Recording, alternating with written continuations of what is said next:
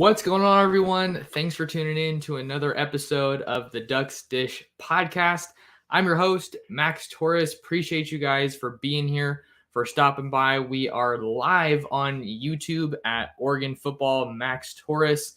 If you guys are tuned in on the podcast, definitely want you to go on over to my YouTube channel and check it out. We do these live shows. I'm trying to do more of them when I can, when my computer cooperates with me. Apologies for being a little bit late today. Tried to keep you guys in the loop and tweeted out that I had to push it back just a hair. But I'm going to try to go for, 45 minutes to an hour around there. My computer was cooperating with me when I was out of town for a majority of the month, but now that I'm back, it's kind of been a little wonky. So I'm doing everything I can to, keep it on track and, have everything running as smoothly as possible. So yeah, in today's episode, we have an Oregon football recruiting mailbag episode. I tweeted out on my Twitter at mtorresports asking for questions, and you guys really came through with some awesome questions. So I'm excited to dive into some of these questions.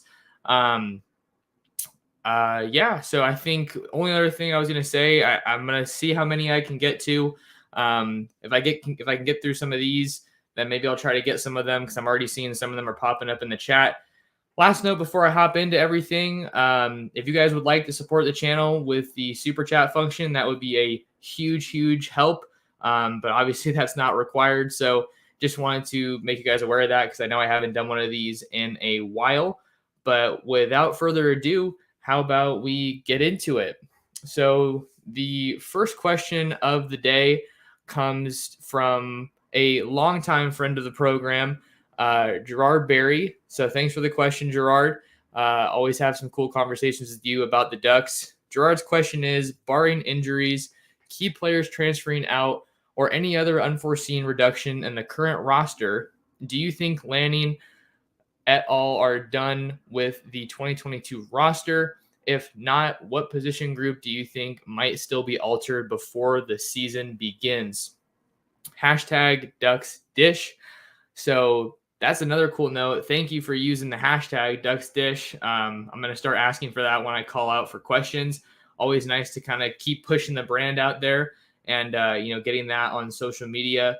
But in regard to the question, I would say I think for the most part, it looks like Oregon's 2022 roster is looking pretty solid. We might see. I don't want to speculate on transfers by any means because I don't have an intel on that specifically. But as far as adding anyone to the team or like a position group that might see some additions, I think that I would probably go cornerback because the Ducks are still really thin there, right? You did a really solid job shoring up some of that depth in the transfer portal by signing Jalil Florence and Jalil Tucker, and also getting Christian Gonzalez out of the portal. I think that was really big, and Oregon's hoping that Gonzalez can be a plug-and-play guy, and that's kind of the impression that we've gotten from seeing him in Eugene, throughout spring ball and since he's been here. But you also lost Jalen Davies to UCLA, which was a little bit of a head-scratcher because it looked like he was a guy that was in position to get some good snaps this year, get some more playing time after DJ James headed back home to his home state of Alabama, going to Auburn. So I think cornerback, if the Ducks are able to get anybody out of the portal, I think that would be a good addition for them just because they are very young at that position. Not a whole lot of guys that have played a ton of football, especially with Trikweze Bridges moving back to safety for the most part. I think that the secondary coaches, Matt Powledge and Demetrius Martin, have kind of talked to us about having Bridges still kind of bouncing back with corner a little bit. He played a lot of snaps at cornerback last year with Deonte Manning, who was banged up in spring ball and didn't play in that spring game. So maybe we see Trikweze come back down and play some more corner, but it looks like he's really comfortable being back in the back of the secondary as a safety, which is where he played in high school. So I would say corner as far as any position that I think that might still be altered before the season begins as far as adding guys. The whole thing with the transfer portal is really, really wonky. I was doing a little bit more research because I don't believe it's still technically closed. We're seeing guys still committing all over the country, but the one thing I want to just preface here as far as any transfer portal stuff, it looks like the deadline for players to enter the transfer portal and receive immediate eligibility for the 2022 season was May 1st. So what I'm kind of thinking now, or the impression that I'm operating under, is if a player wants to get immediate eligibility for the 2022 season, if they were to commit, say, today or tomorrow, for example, I would think that they would need a waiver of some sort. A good example is Jordan Addison. He committed to USC on May 19th. That is his first transfer, I believe. So in that regard, he should be able to have immediate eligibility. But the recruiting deadlines with the transfer portal have really kind of gotten crazy, and so is my hair, which never seems to cooperate with me. So you'll have to bear with me there. But thought that was a cool question to start off today's mailbag with. So let me kind of I'm shifting around a couple things on my end of things so that we can get a solid show, and trying to get some tape up for our next question. So just give me a second. Right. Okay, let's see what the next question was, and then we will hop into it. All right.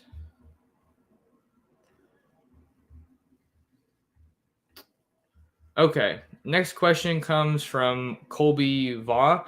Thanks for the question, Colby. Colby's question is, do you think Connerly Jr. has enough physical strength to get reps at left tackle other than mop-up duty?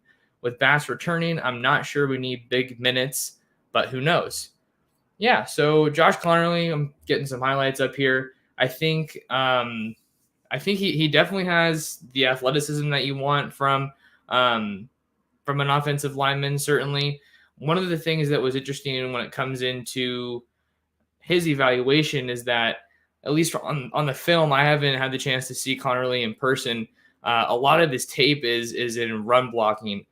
So we don't really have a super good sample size when it comes to evaluating the pass, but you can see on tape that he definitely has the physicality that you would want. But Oregon is pretty deep when it comes to the offensive line. And then as far as left tackle, like, that's a really difficult position to, put that faith in for a freshman. That doesn't really happen at Oregon too much. You obviously look back at Penei Sewell and how he thrived as a freshman in 2018, but that's not something that is super common. So I think that we could see him get some reps this year, certainly along the offensive line. I'm not sure we necessarily see him start because the Ducks do return a lot of guys at that position along the offensive line. You only lose George Moore from last year, who did man the left tackle position a lot, and then TJ Bass towards the end of the season, he kicked out to play some left tackle, and they were shifting around a lot with Ryan Walk being hurt, and then with Alex Forsyth battling some back spasms. So I think for Oregon, they're in a position where they have some comfort in terms of guys that have played a lot of snaps, but you also have some versatility because guys had to kind of shift around during the 2021 season. So from the physical strength, I think that strength is there to get reps at an early stage in his college career. But like you were saying, I don't think Oregon necessarily needs the big minutes, but who knows? He could get here in the summer and then just absolutely dominate and end up being too good to keep off the field. He is Oregon's top commit in the 2022 class, the highest rated guy in that class is a 5-star. I think 247 has him as the number 15 player in the country for 2022.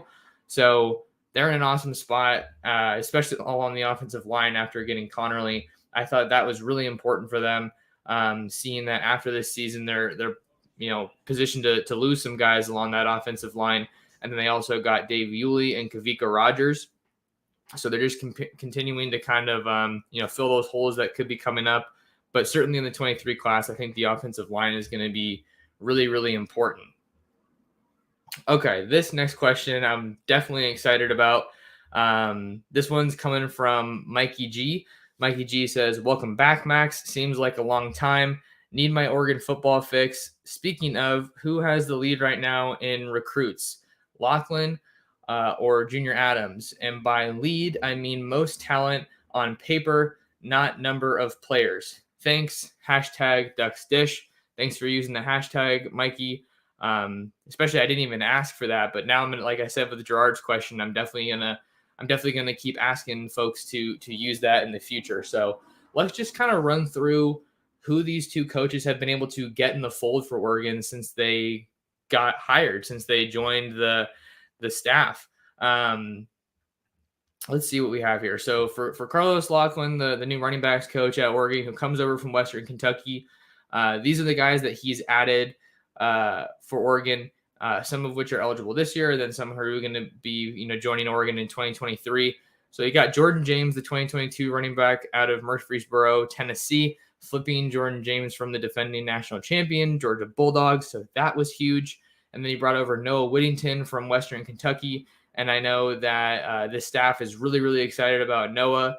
He really showed out well in the spring game, and I think he's someone to monitor when it comes to this backfield to have a really big role. I think that Oregon has a good mixture of guys at the running back position when it comes to some more bruising style. I think that's kind of what you have with Byron Cardwell. And the next guy that Lachlan was able to add, Marquise Bucky Irving, who comes over from Minnesota. He racked up 1,000 all-purpose yards after I can't remember what that other Minnesota running back's name was, but I know he got hurt last year.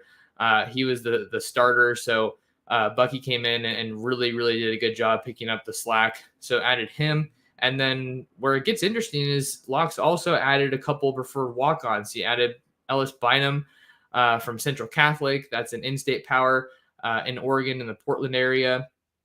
Also home to Riley Williams, a major 2023 tight end target. And then also added Preston Alford from Texas as a preferred walk-on. And then you have Dante Dowdell, the 2023 Picayune running back out of Mississippi. He's obviously not going to be playing for the Ducks this year, but a really strong haul. And from a numbers perspective, it's a little bit smaller than Junior Adams, but still really, really talented. And I think you get a really good bang for your buck as far as that goes. And then Junior Adams, we're shifting over to talk about the wideouts now. These are the guys that he's added. He added Chase Cota, transfers over from UCLA. Justice Lowe from in-state Lake Oswego. He was committed to Utah for a while, but Oregon gave him something to think about, and ultimately he ended up staying home to play his college football. And then more recently, you have Caleb Chapman, the Texas A&M wide receiver transfer. He committed just about over a week ago. I think he's viewed as a taller downfield vertical threat, so I think it's really encouraging to see Oregon adding guys that have some speed and the ability to stretch the field, especially after what we saw in the spring game. That looks like that's going to be a priority for Kenny Dillingham this year. And then Kyler Casper, the 2023 wide receiver, he's an All-American quality guy. He's reclassified to 2022. So that kind of gives you a little bit of bonus points, I think, if you're kind of evaluating Junior Adams and what he's done as a recruiter since joining Dan Lanning's staff of the Ducks. But we're not done. Also added Jurion Dickey out of Northern California. He's going to be a 2023 guy. Most recently flipped Ashton Cozart, the Oklahoma commit, who's playing his junior and senior seasons out in Texas, but is originally from the Pacific Northwest. So it's a homecoming of sorts for Cozart. And then another guy who I think is a bit of a sleeper in this wide receiver haul is Cole Prussia out of Tualatin. For people who may not be too familiar with him, or with Tualatin. I was myself learning more about the Oregon high school football scene in 2021, especially when Oregon was in the running for Darius Clemens. I went out to Tualatin for an Oregon playoff game, Oregon high school football state playoff game. That was when Darius Clemens was still at Westview. And then Westview was playing Tualatin, and Tualatin was just dominating just every phase of the game. Tualatin is definitely just about as good as it gets when it comes to high school football in Oregon. And when we're talking about big names, Cole Prussia is a former Gatorade Player of the Year. There were other schools in the mix there with Princeton and Oregon State, I believe. There was some combination of those two where I think that he was committed to one or both of them at the same time. I'm sorry, that's escaping me right now. But those are the run through of the guys right now. So to answer Mikey G's question, this is a tough one. I think both of these rooms really got hit, right? These guys got hit by attrition following the 2021 season. He had Johnny Johnson.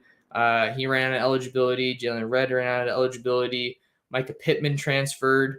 And then Devin Williams. He went to the NFL draft.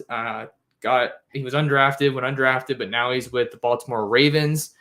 So kind of the way that I'm trying to look at this, I think on paper it's looking like wide receivers, but in terms of guys that are maybe going to make a bigger impact this year, I think I'm kind of leaning towards Carlos Lachlan, because I'm going to tell you why. Oregon's running back room hasn't been this wide open in I don't know how long. I think that, especially since I've been covering Oregon, it's for the longest time, the past 3-4 years, it's always been Travis Dye and CJ Verdell, but both of those guys are gone now, and Byron Carbo is the only one who comes back, having played some decent snaps. So he was in a good spot and still is to get to play a big role next year, but it's like this room has kind of been overhauled in a sense. Seven McGee moved out to wide receiver, so that kind of creates a little bit of a need, or certainly an opportunity for some more snaps, even though he's still with Oregon. I expect him to kind of be involved coming out of the backfield, but he looked really at home during the spring game at wide receiver. But Marquise Bucky Irving is definitely someone that I don't think is getting enough attention nationally, just in terms of what he did at Minnesota. That dude runs so hard. I was watching some highlights from his last season, and he had multiple 2-3 yard runs that were entertaining to watch, just because he was battling for every yard. And I think that you want to have that in your running backs, and Carlos Lachlan certainly wants a hard-nosed, tough running back. He said multiple times throughout spring ball that his running backs really take on his running backs really take on kind of his style, and that's really how he is. He's a coach that likes to get on his guys, and is, he'll kind of get in your face, but he's not going to curse you out. I know that he's really proud about that. So I think just by being around Carlos Lachlan for a spring, I think that the guys that he's added to his room really line up with kind of the guy he is, and the vision that he's laid out for us when we were able to talk to him for this Oregon backfield. Give me just a second. I need to get some water here. My throat's a little dry. So I think with the running backs, all the guys that I've mentioned, especially Noah Whittington, who we got to see a ton of in the spring game, and then Marquise Irving, who we haven't really even gotten to see much of yet, I think that they're in a great spot to have a significant role in 2022. Byron Cardwell didn't play in the spring game. Dan Lanning called that move precautionary when he was asked about it after the game, but in a weird way, I thought it was kind of good that he didn't play, not because I didn't want to see him play. I love watching that guy run, but because we had so much unknown in that backfield. So it really gave us a good opportunity to see more of Sean Dollars, see more of Noah Whittington. And Noah Whittington and Sean Dollars are kind of similar in terms of, I think, their styles. I think that they're both not massive running backs. I'm not saying they're small by any means, but certainly they don't have the same frame as a Byron Cardwell. I think that they're both more like the all-purpose style. Noah Whittington runs super hard. And I think what's so funny about him is that coming from Western Kentucky, you don't think about someone who runs that much, because they were, I think, one of the leading passing offenses in the country, especially with Bailey Zappi. That was just an interesting addition. You see, okay, Oregon adds Western Kentucky transfer, and you think, well, they're not really known for running, but let's see these stats last year. 101 carries for 617 yards, 2 touchdowns, added 12 receptions for 58 yards. So definitely a pretty solid stat line, I think, for Whittington. If you're looking for a yards per carry, that averages out to 6 yards a carry, and he's really got that speed. I think in his highlights, when you're watching his highlights, he's definitely got that home run speed that you need to have in your room. So keep an eye on these new additions for Oregon at the running back spot. Like I said, we haven't seen Irving yet, and Jordan James isn't here yet. So that, and he's, going to be the youngest guy in that room coming out of high school. So things are looking real solid for the Oregon running backs. And but man, I think with those wide receivers that Junior Adams has brought in, I'd probably say I'm super, super excited about Chase Cota after seeing what he was able to do in the spring game. I was talking to Ryan Winter, my buddy over there, Sports Chat 503. You got to check him out.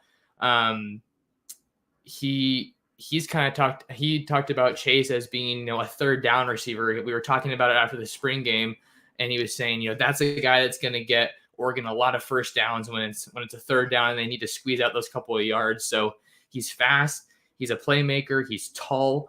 So I just really liked how Jay Butterfield, when I was watching him, he was really able to not only have that good chemistry, but have the confidence to just put it up there for Chase Cota and a couple of these other receivers too, where you kind of watch them, throw it and you're maybe thinking to yourself, oh, I don't know about that one, but that's what we didn't see last year. Last year's quarterback play was so safe all the time that we never really, I feel like, saw Anthony Brown until maybe the Alamo Bowl.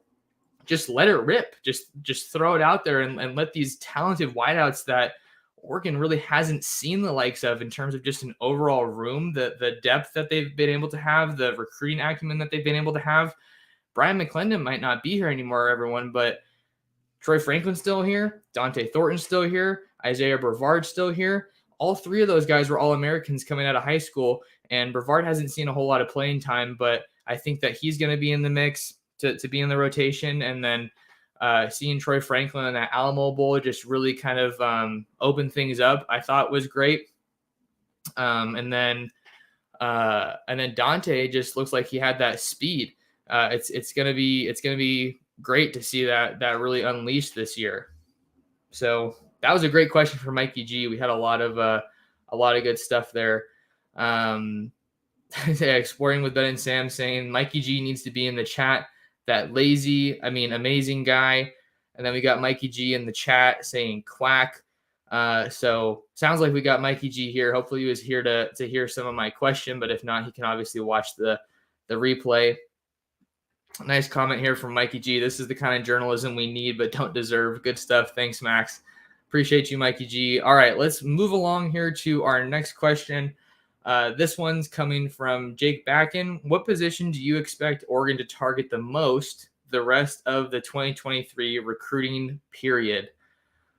Well, I got to start with quarterback, not in terms of guys that I think they're going to go after, but just in terms of what position probably needs the most effort, has to be quarterback. And I feel like part of that is because they've already gotten Deonte Moore on campus for an official visit.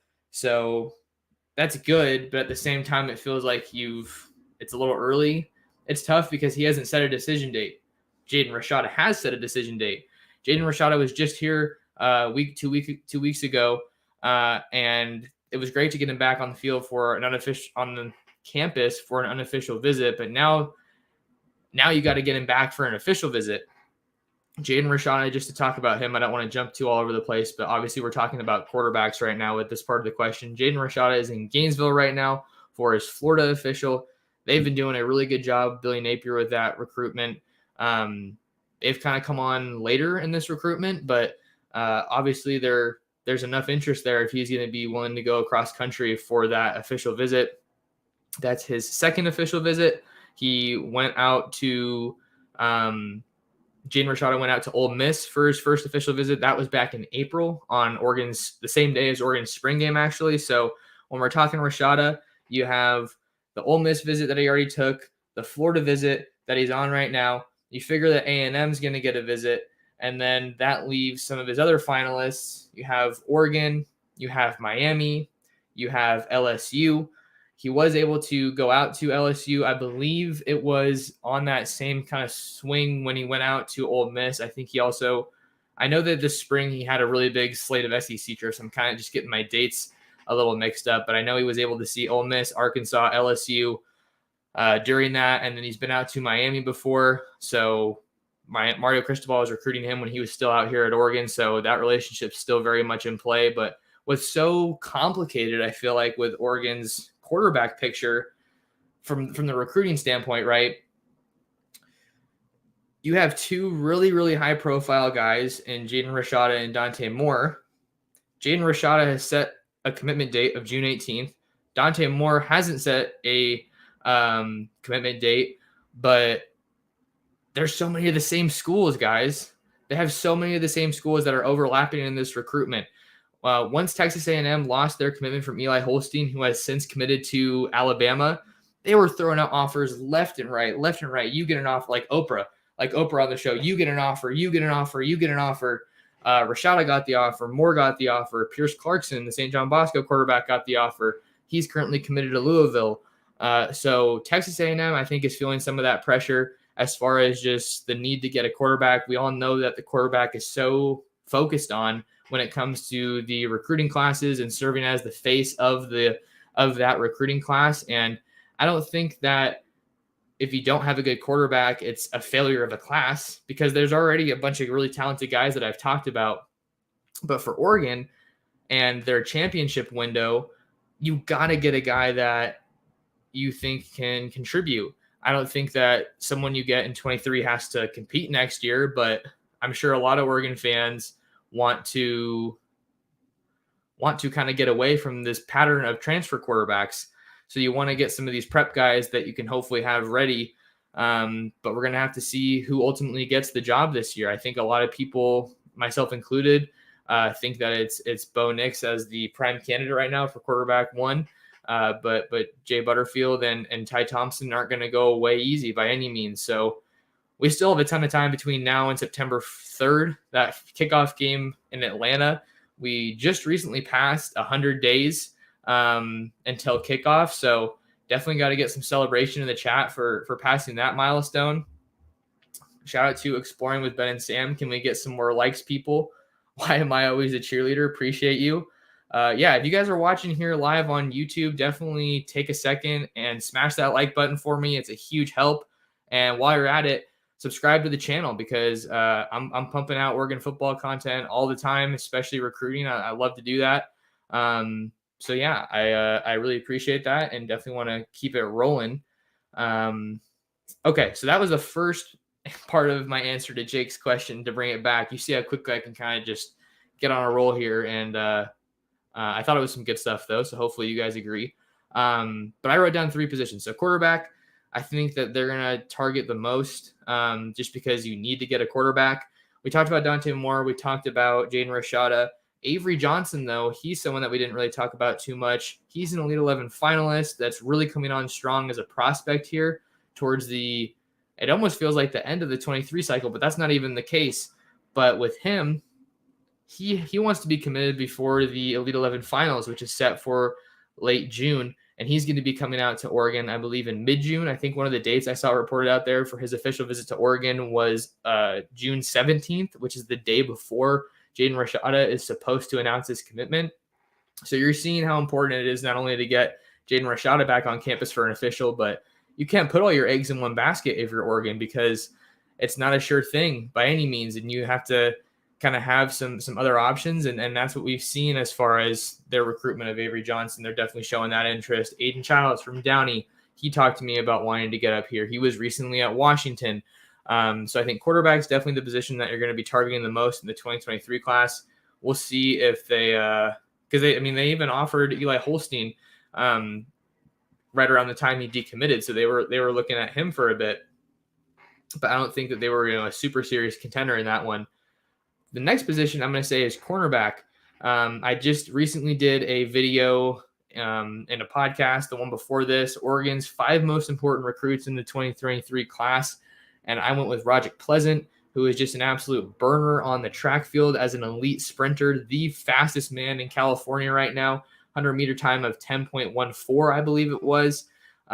Just with the freaky skill positions that you see these schools getting, you have to get a corner that is twitchy, is fast, can keep up with them and compete. Playing at Sarah out in Gardena, he's going against really strong talent.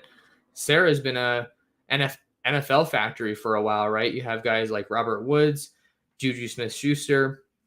I think Juju Smith-Schuster went to – did he go to Long Beach Poly? I think he went to Long Beach Poly. I got to check this. Give me a second here. This is embarrassing. I can't believe I don't know this. Juju Smith-Schuster High School. Okay, yeah, Juju went to Long Beach Poly. Yeah, Robert Woods is someone. Adoree Jackson went to Sarah. Brian Addison, who's on Oregon's team in 2022, he went there. So there's a lot of really good talent out there, and Oregon is involved with a lot of really high-end corners in 2023. Another guy, Caleb Presley, out of Rainier Beach in Seattle. He's been really, really high on Oregon for a long time in his recruitment. He was out here for the spring game. He has a national recruitment that features a lot of really big schools like A&M, Bama, Georgia. So a lot of corners to keep an eye on. But I think just where Oregon's cornerback room is at right now, you need to have more guys coming in at corner without a doubt, whether that be through the transfer portal or guys that you're getting here in 2023. So I would say cornerback is the other position that I would focus on, and then offensive line, which I've already kind of talked about a little bit. Oregon's in great spot with numerous elite offensive linemen. Caden Proctor, the 5-star offensive tackle, the number 1 offensive tackle in 2023 out of Iowa. He's going to be in Eugene for an official visit that June 24th weekend, which is shaping up to be a huge weekend. Miles McVay out of St. Louis. He's another really big name, offensive talent, offensive lineman. Oregon's in a good spot there as well. Spencer Fano was just on campus out of Timpview in Provo, Utah. I know that he had some good things to say about Oregon. Keep an eye out for that update over on ducksdigest.com to get Spencer Fano's thoughts on that visit. And then Landon Hatchett is another guy, super close to Oregon, coming out of Ferndale, Washington. I think they're looking at him a little bit more at center. Micah Banuelos out of Kennedy Catholic in the Seattle area. I think Burien is where that's from. Oregon's going to get an official visit from Micah. I talked to him a couple weeks ago. So offensive line is definitely a position that Adrian Clem and this Oregon staff's prioritizing in 2023 and is super important for them to hit on. We're going to take a quick break here on the Ducks Dish podcast, and then we will keep it rolling with our Oregon football recruiting mailbag. Stay with us. You don't want to miss it.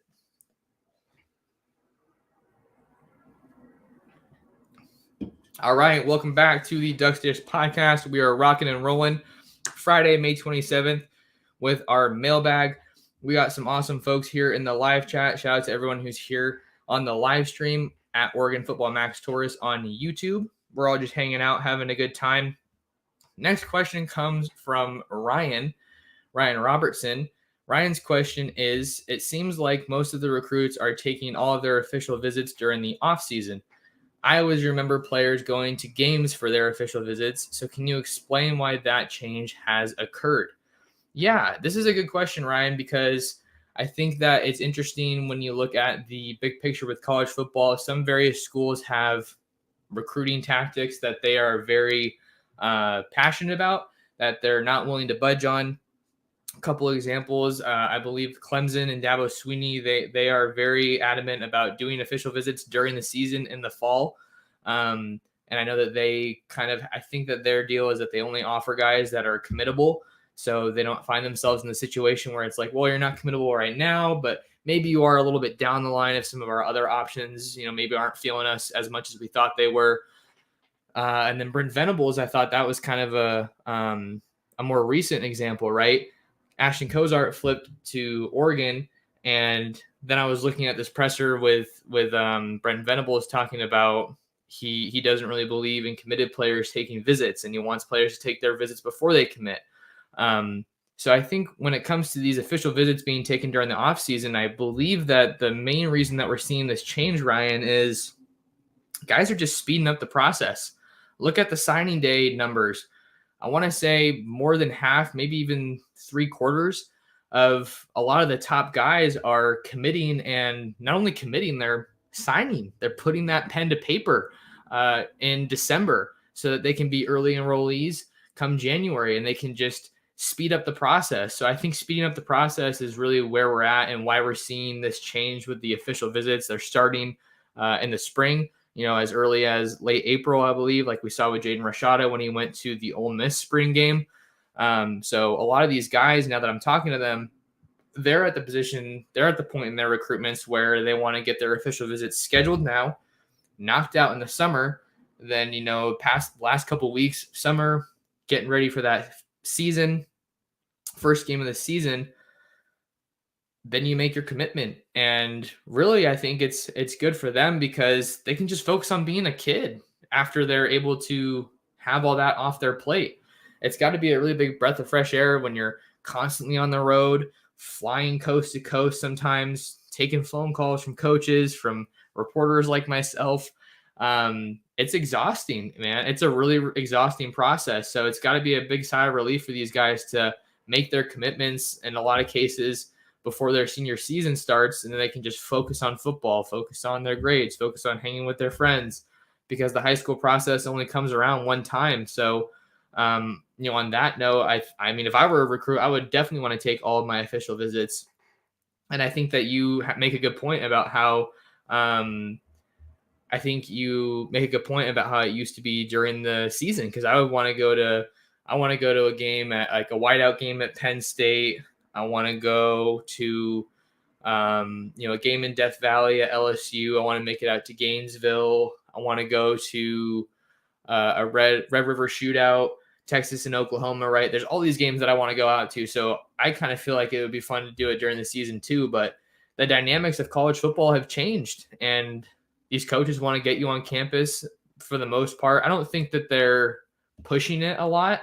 The coaches that we've talked to about that, whether it was Mario Cristobal or Dan Lanning, for the most part, I think they're not necessarily pushing getting guys here early, but let's be honest, there's benefits to it.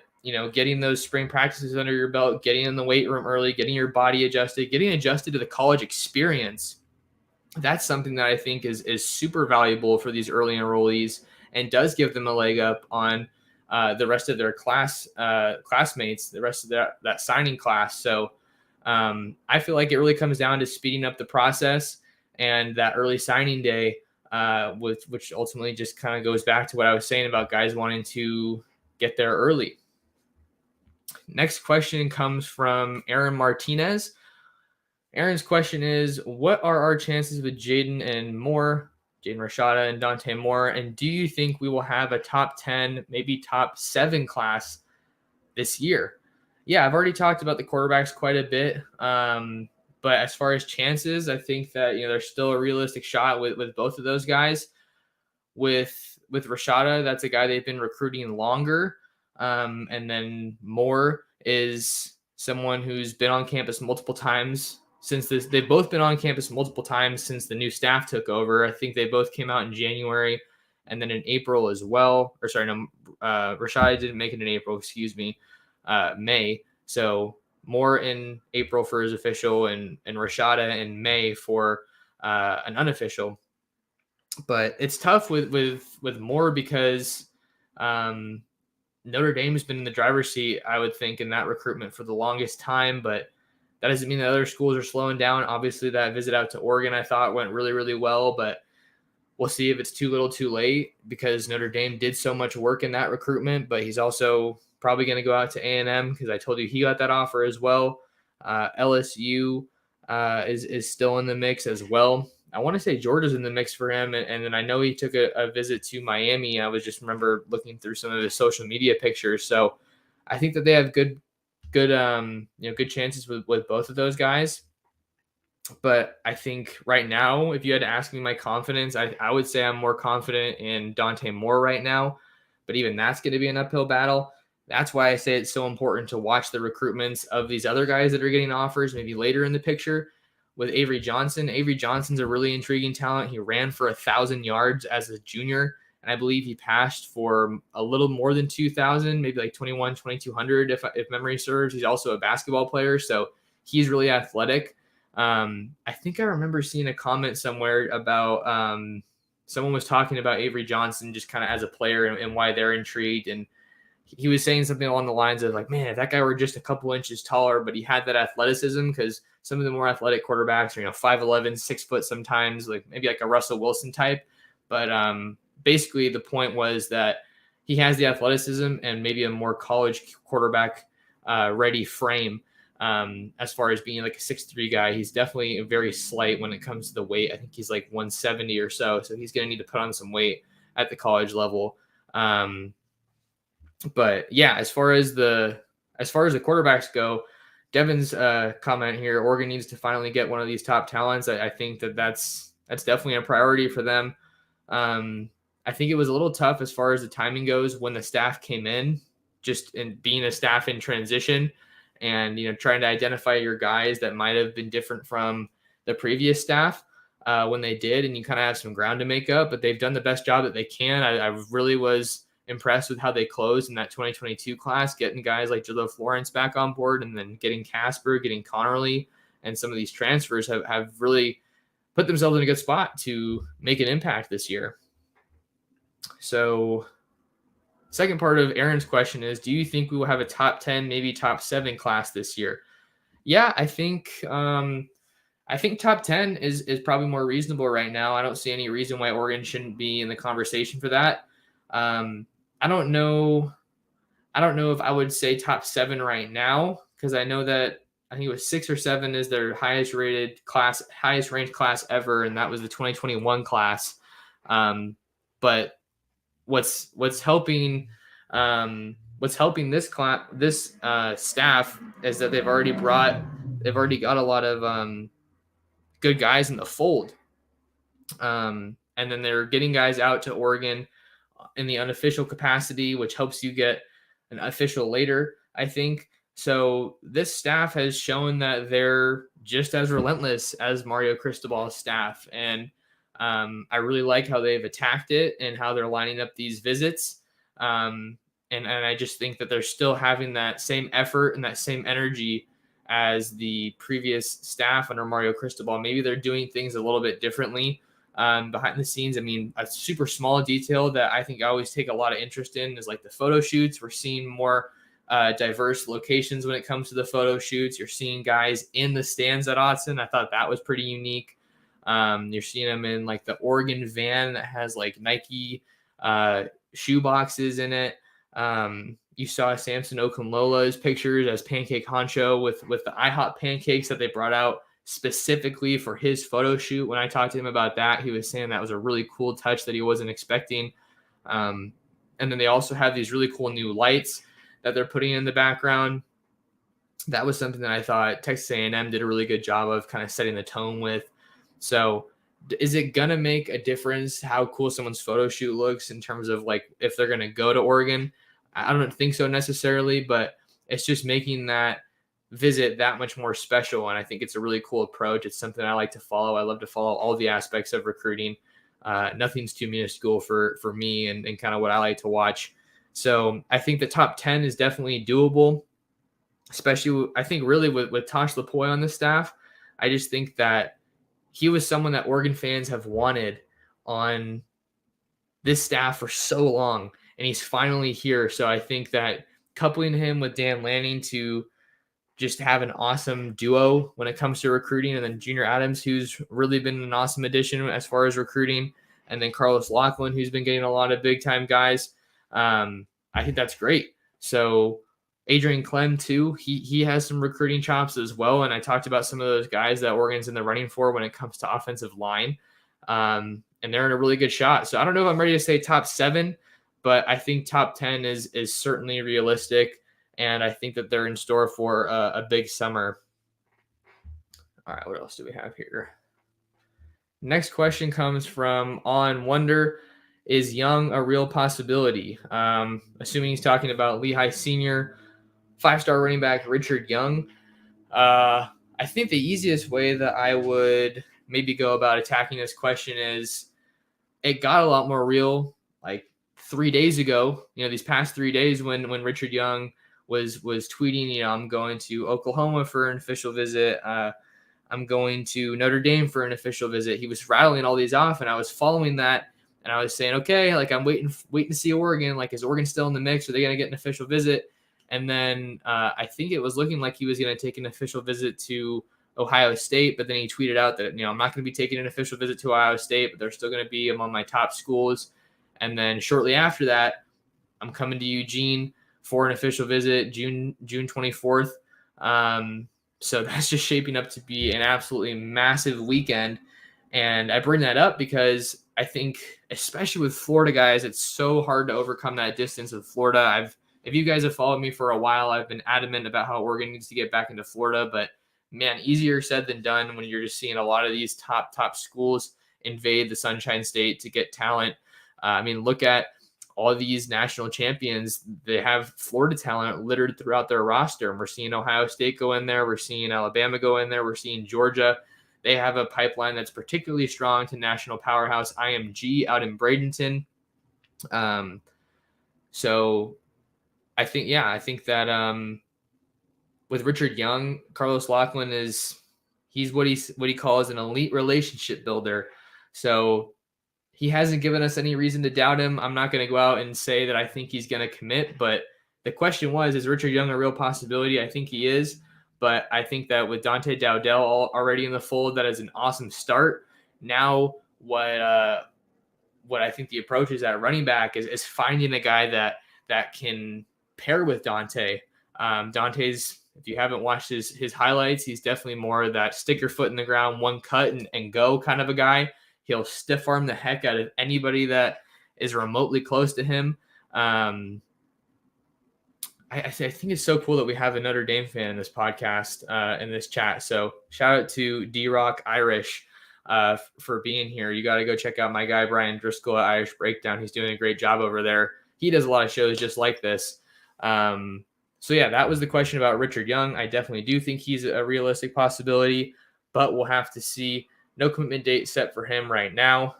Next question is from Kyle Simpson, and I will get to that question right after I take another drink because my mouth's getting dry.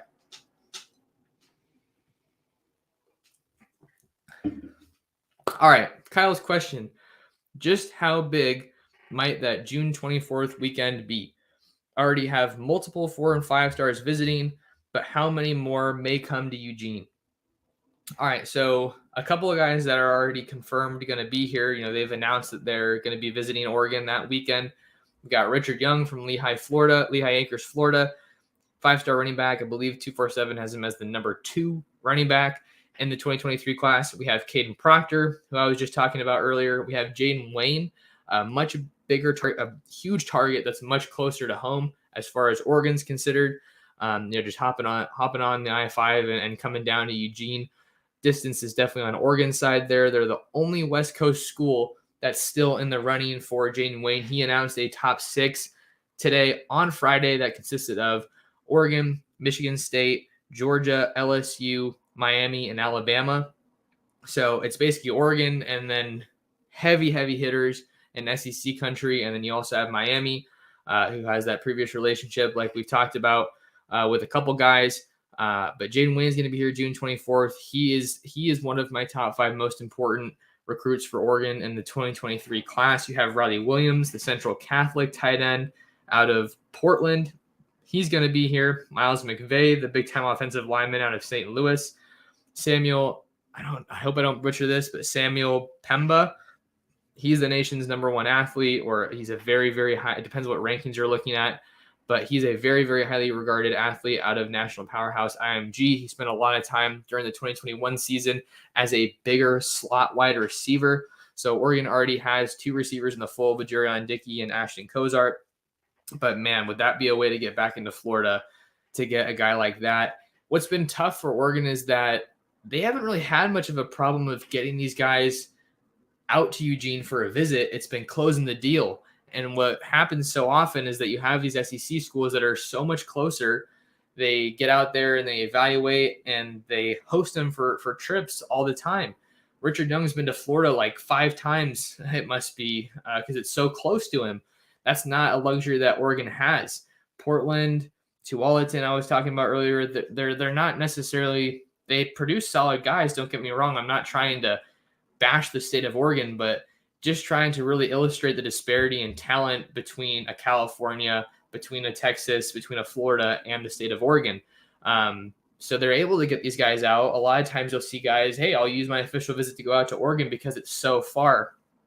And then they get them on campus for a visit, but they're not able to seal the deal because a lot of these other schools have been in the picture for so long. So that's one of the things that I like about this new staff's approach. They're offering 2023, 2024, 2025. Sometimes I think I might even have seen some 2026 guys.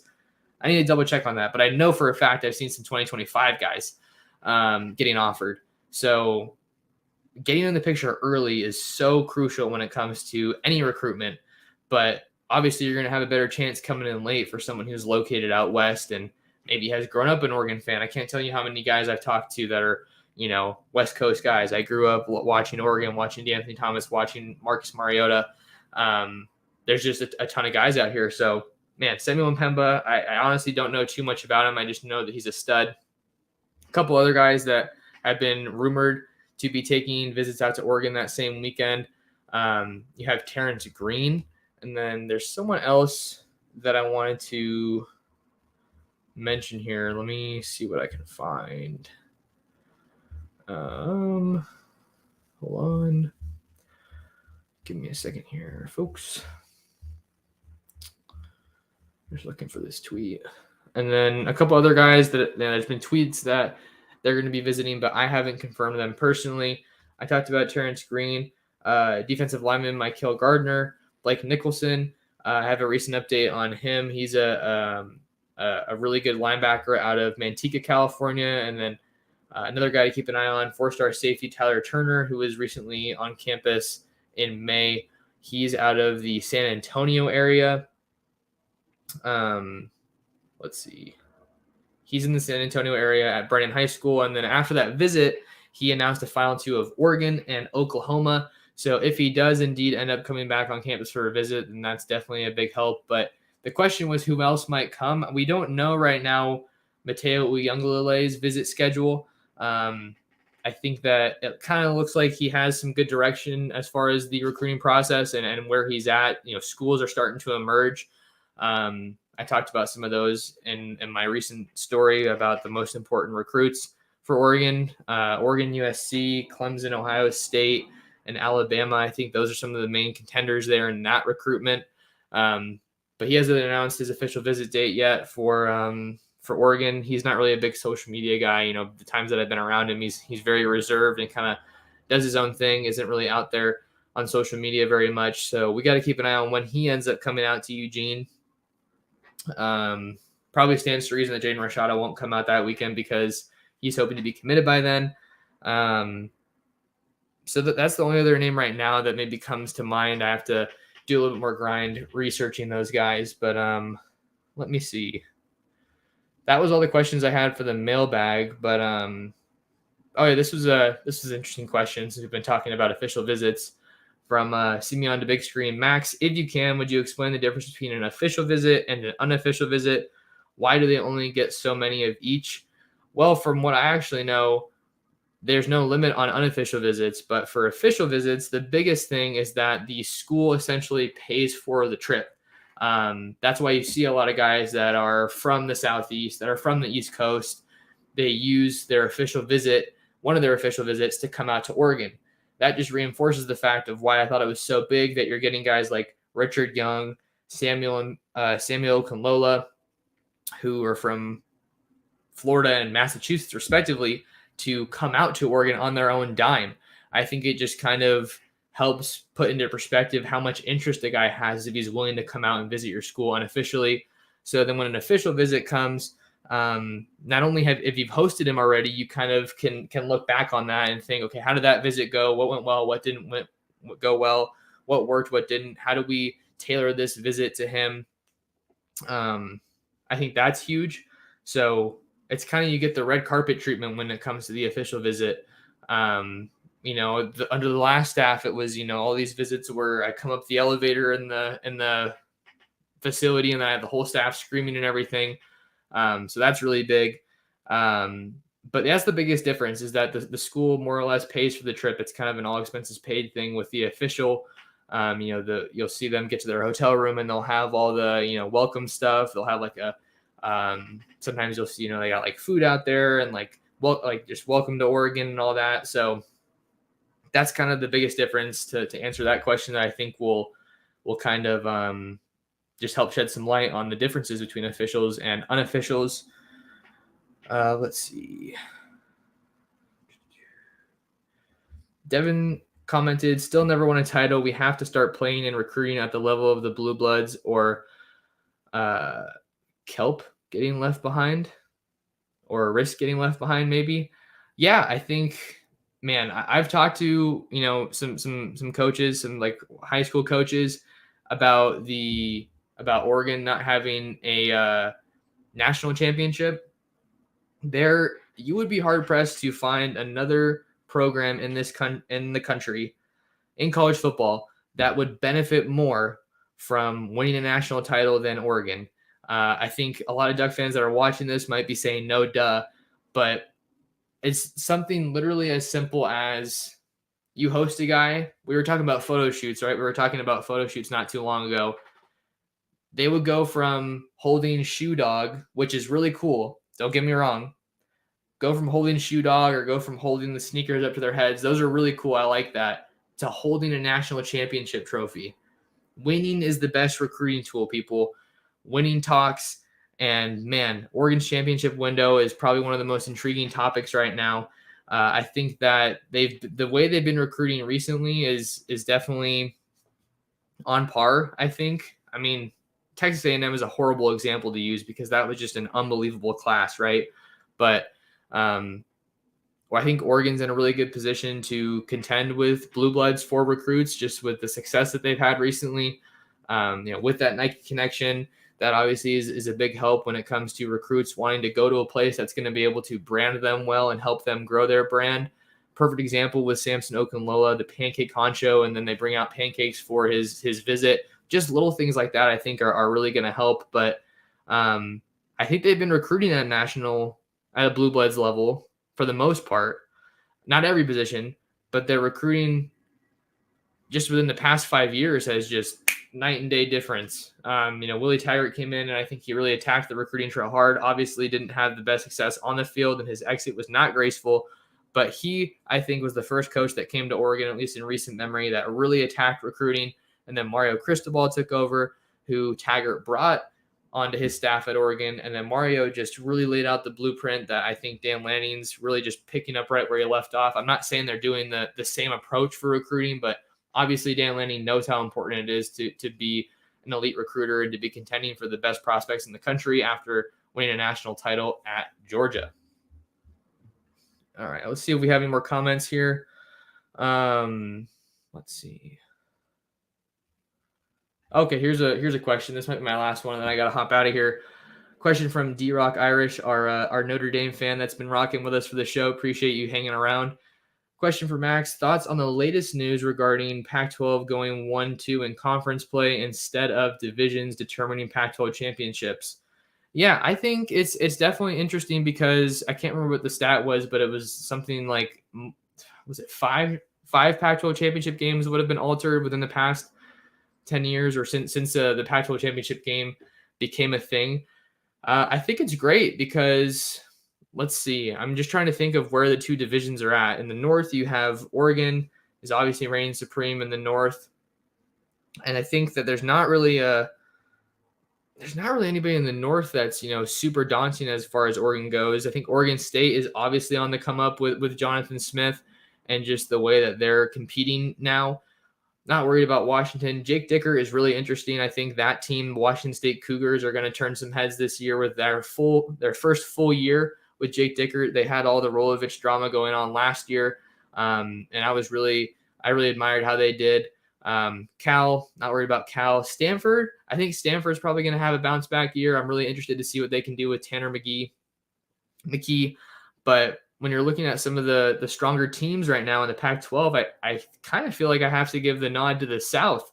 Utah should be the top dog in the South. We'll see what USC can do under Lincoln Riley. I actually just recorded my first episode of the Pac-12 Takeover podcast where I did a really in-depth preview of the Trojans in 2022. So head on over to the Takeover Sports Network. I'm going to see if I can actually throw that here and see if you guys can take a look at that, because I was really happy with how that came out, and it was fun to kind of see how it went. So I'm going to throw that in the chat here if you want to look at some stuff that episode. But yeah, parity, that's kind of the thing I was going to.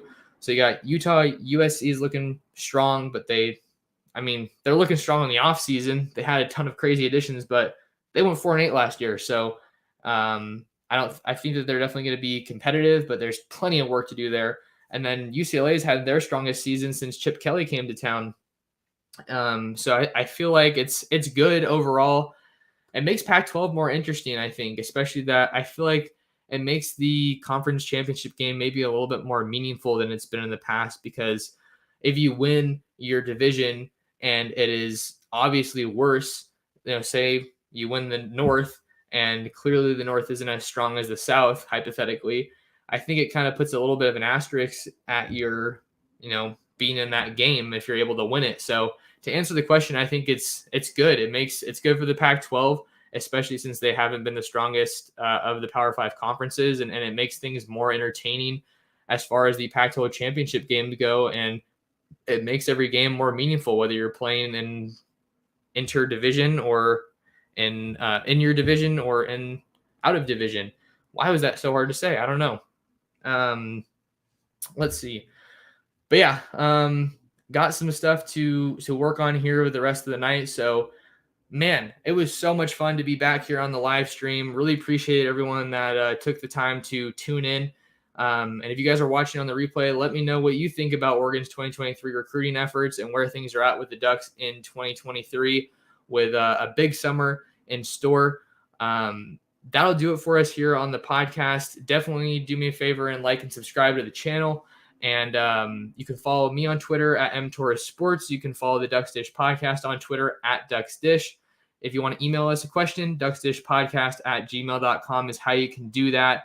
And you can find my written content covering the Oregon Ducks over on Fan Nation's Ducks Digest. DucksDigest.com is the place to find me there. But shout out to everyone that was here in the chat. Had a bunch of fun. And we will see you guys in the next episode. Take care.